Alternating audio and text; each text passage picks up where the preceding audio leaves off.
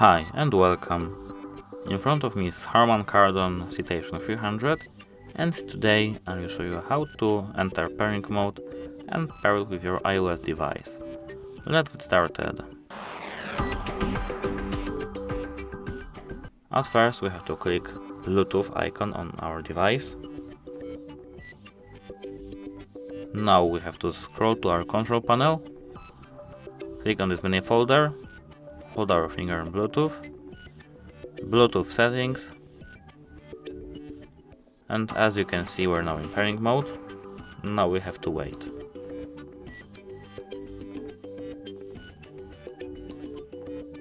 If it doesn't appear, we have to just reset our Bluetooth or our speaker, but it appeared and we have to click Hard Reset Speaker. Your display name would be displayed on this display over there. As you can see, now we are paired. That's it for today. Hope it helps. Like and subscribe for more details of videos. Goodbye.